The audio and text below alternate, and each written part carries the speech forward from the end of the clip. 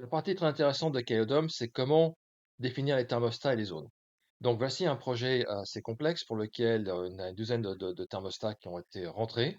Le but, c'est de dire, ben voilà, maintenant j'ai un thermostat qui va s'appeler par exemple salon, qui va être attribué au thermostat logique de Calodome VT1 qu'on a vu plus tôt. Du coup, là j'en ai 12 à choisir.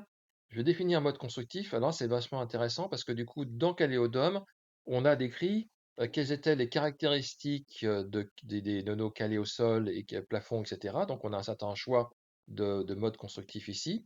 Et par rapport à vos déperditions, ça va vous calculer automatiquement la température de chauffage quand il fait -6. Rappelez-vous, on avait -6 sur cet exemple quand il fait le plus froid l'hiver, pardon.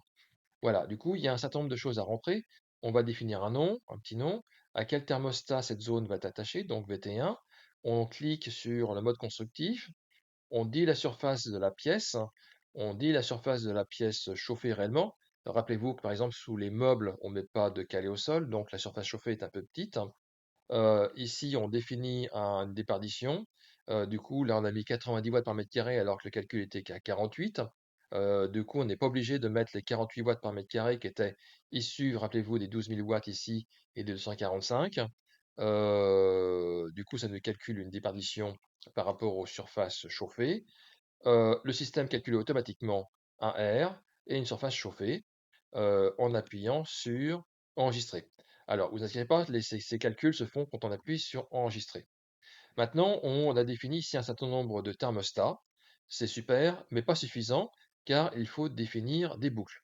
Rappelez-vous, au niveau des boucles, on peut avoir autant de boucles que l'on veut pour un thermostat. Et ici, on a mis seulement une boucle par thermostat. Donc c'est un vieux système. À l'époque, on mettait seulement un relais par thermostat. Mais maintenant, on peut mettre bien sûr un relais par actuateur. Du coup, on peut avoir autant de voies de nourrice par thermostat.